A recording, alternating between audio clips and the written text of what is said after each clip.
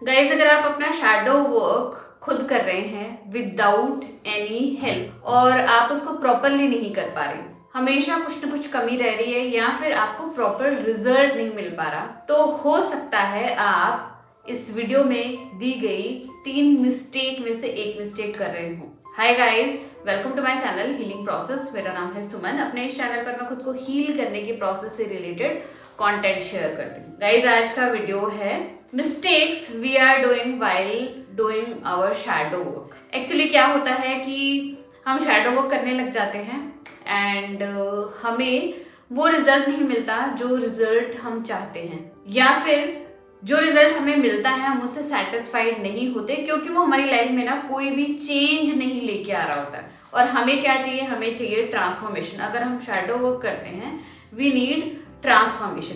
तो शैडोज क्या होती है? एक्चुअली शैडोज होती है unconscious stories, unconscious beliefs, unconscious programming या फिर हमारे सप्रेस्ड इमोशंस। वो इमोशंस जो कि किसी ट्रॉमेटिक एक्सपीरियंस के कारण हमारे पास्ट में हमारे अंदर सप्रेस हो गए थे।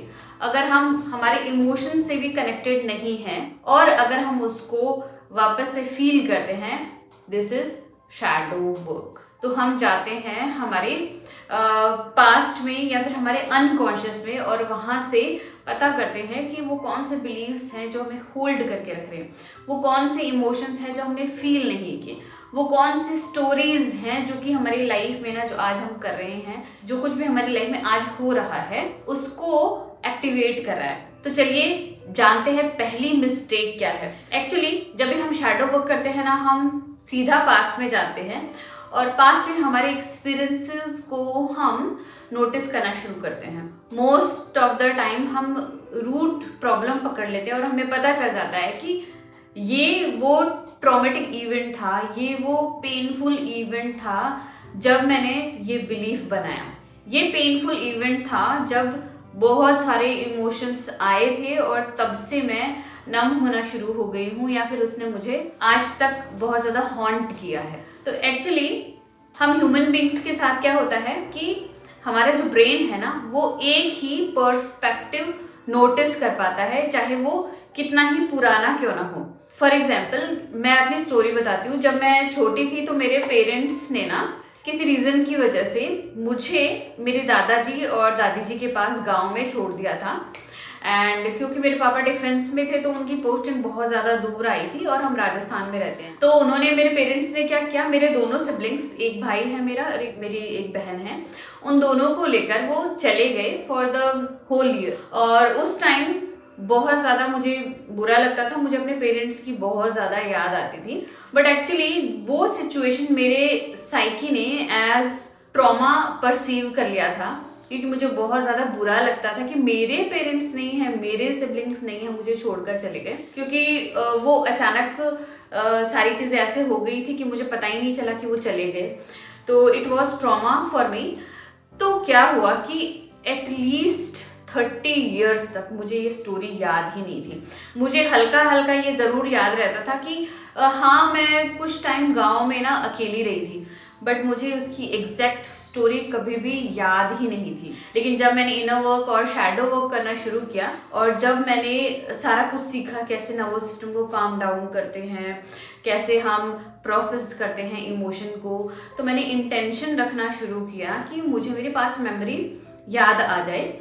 एंड क्योंकि मुझे ऐसा लगता था कुछ तो है जो मेरी इस लाइफ को, जो अब की लाइफ है, उसको गवर्न कर रहा है। तो ऐसा मेरा पास्ट एक्सपीरियंस मुझे याद आ जाए जिससे मुझे पता चल जाए कि जो कुछ भी आज हो रहा है वो क्यों हो रहा है। तो मुझे अचानक याद आया कि there was this time period जो कि मुझे याद नहीं है कंप्लीटली। मैं उसके लिए एकदम ब्लैक आउट हो चुकी हूँ। मेरे चाइल्डहुड का ना कुछ ईयर्स कंप्लीटली मेरी मेमोरी से गायब थे। तो मुझे थोड़ा शक हुआ कि ऐसा क्यों मेरी मेमोरी से ना ये टाइम पीरियड गायब है जबकि सब बच्चों को याद है। देन मैंने इस पे डीपर स्टडी की, तब मुझे पता लगा कि हमारी साइकिक मैकेनिज्म यूज़ करती है ताकि वो मेमोरी वहाँ से कट ऑफ करके और हमारी अवेयरनेस से हटा दी जाए और ये मेमोरी जो है वो हमारी अनकॉन्शियस स्पेस में डाल दी जाती है। तो मैंने जब उस मेमोरी को बार बार याद करना शुरू किया तब मुझे याद आया कि मेरे साथ एग्जैक्टली क्या हुआ था। और एग्जैक्टली का भी मतलब है कि मुझे वो याद रहा जिसको मैंने एज ए ट्रॉमा परसीव किया था।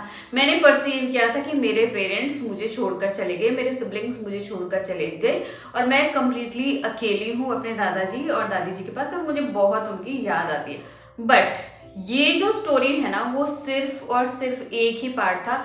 इस स्टोरी को लेकर मैं हर रोज मुझे रोना आता था, जबकि मैं मैरिड थी, मेरे भी बच्चे हो चुके थे तब तक, और मुझे बहुत ज़्यादा इस चीज़ को लेकर हर रोज़ रोना आता था, जबकि मैं एक ग्रोन अप हूँ। आई कैन अंडरस्टैंड कि मेरे साथ क्या हुआ था, बट प्रॉब्लम यहीं आती है क्योंकि हमारा माइंड सिर्फ एक ही चीज़ को लेकर अटैच्ड हो जाता है, उसका अदर पर्सपेक्टिव जो है ना वो हमारी मेमोरी से गायब हो जाता है। वो नहीं चाहता कि हम अदर पर्सपेक्टिव देखें, क्योंकि एज अ ट्रॉमा तो उसने उस स्टोरी को परसीव किया था। तो इसमें जब मैंने और रिकॉल किया what is the other perspective, what is the other perspective जिसके प्रति मैं अवेयर नहीं हूँ, तो मुझे पता चला कि मेरी मम्मी ने बाद में मेरे पापा से बहुत ज़्यादा रिक्वेस्ट की थी। मेरे पेरेंट्स को मेरी बहुत ज़्यादा याद आती थी एंड उन्होंने बाद में वो आकर मुझे ले गए एंड उन्होंने मुझे ये कहा भी कि हमें तेरी बहुत ज़्यादा याद आई और हमने ऐसा इसलिए किया था क्योंकि तुम्हारे दादाजी और दादी जी को तुम्हारी बहुत ज़्यादा ज़रूरत थी, वो अकेले हो जाते, तो उन्होंने हमसे रिक्वेस्ट की थी। एक्चुअली उन्होंने उनसे झगड़ा भी किया था कि तुम लोग चले जाते हो और हमारे पास ने इसको एक को भी नहीं छोड़ा, एक को छोड़ जाओ ताकि हमारी हेल्प हो जाए, हमारे घर के डेली के काम हो जाए, छुटपुट काम हो जाए और हमारा मन लग जाए। तो मेरे पेरेंट्स ने कहा कि सिर्फ इनके मन लगाने के लिए और इनके छुटपुट काम करने के लिए हमें तुम्हें इनके पास रखना पड़ा, एल्स बहुत बड़ा घर में ना वो केओस कर रहे थे। तो जब मुझे ये पता चला कि एक्चुअली मेरे पेरेंट्स को इस चीज़ को लेकर बहुत ज़्यादा बुरा लगा था, देन आई रियलाइज कि it's completely fine, human being makes mistake.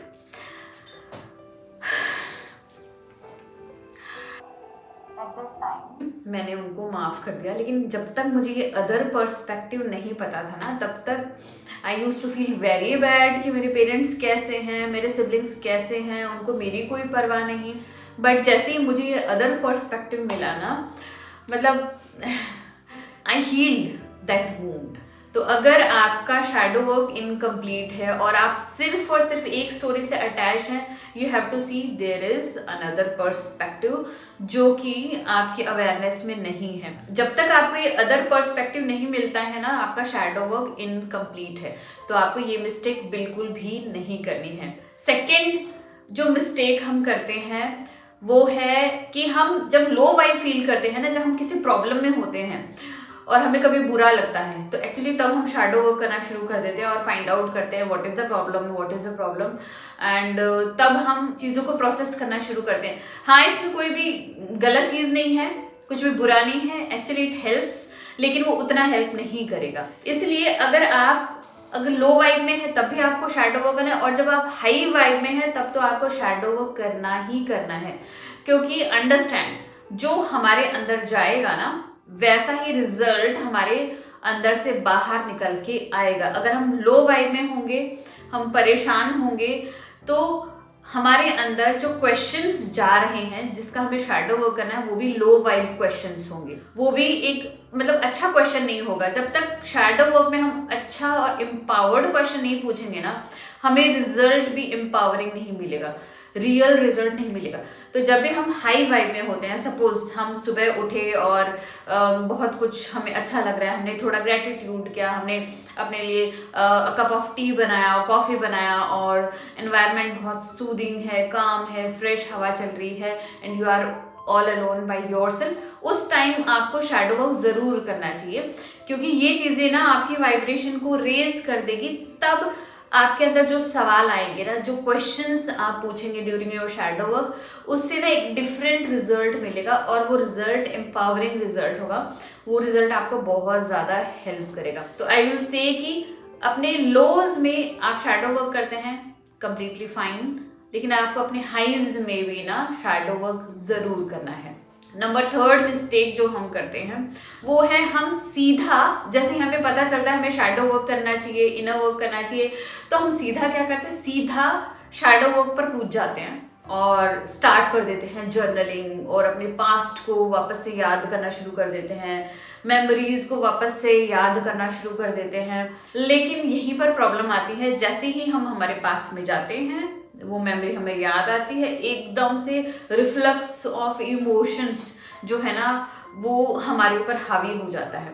उस मोमेंट अगर आपने अपने आप को काम डाउन नहीं किया, आपने अपने नर्वस सिस्टम को रेगुलेट नहीं किया, तो यही इमोशन आपको ओवरवेलम कर देंगे और इस बॉडी में ना आपको बहुत ज़्यादा एक्स, पेन्स और डिस्कम्फर्ट फील होगा। बहुत ज़्यादा आपको रेजिस्टेंस आने लग जाएगा शैडो वर्क से और आपको डर लगने लग जाएगा कि यार मुझे नहीं करना चाहिए, सिर्फ इसलिए क्योंकि आपने एक मिस्टेक की है, आप सीधा शैडो वर्क में चले गए। देयर इज असेंशियल सीक्वेंस जो हमें अपनानी चाहिए। इस शैडो वर्क करने के लिए जो पहला स्टेप होता है वो है रेगुलेशन, नर्वस सिस्टम रेगुलेशन हम कह सकते हैं, या फिर सेफ्टी। जब तक हम हमारे नर्वस सिस्टम को रेगुलेट नहीं करेंगे, हमें ये नहीं आएगा कैसे हम खुद को सेफ फील कराएं। और जब हम स्पेशली ओवरवेलम हो जाएं, तब तक आपके शैडो वर्क में आपको वो रिजल्ट नहीं मिलेगा। क्योंकि every time when you do your shadow work और यू गेट ओवरवेल्म्ड, उस टाइम आपका शैडो वर्क बीच में ही रह जाएगा, आपको कंप्लीट रिजल्ट नहीं मिलेगा। तो आपको टूल्स, टेक्निक्स, स्किल्स आनी चाहिए कैसे आप ड्यूरिंग द शैडो वर्क, अगर पास्ट मेमोरी आती है, इमोशंस आता है और नर्वस सिस्टम डिसरेगुलेट होता है, तो आप कैसे उसको काम डाउन करें, उसको रेगुलेट करें और खुद को न्यूट्रल करके फिर से शैडो वर्क स्टार्ट करें, एल्स वो बीच में ही रह जाएगा।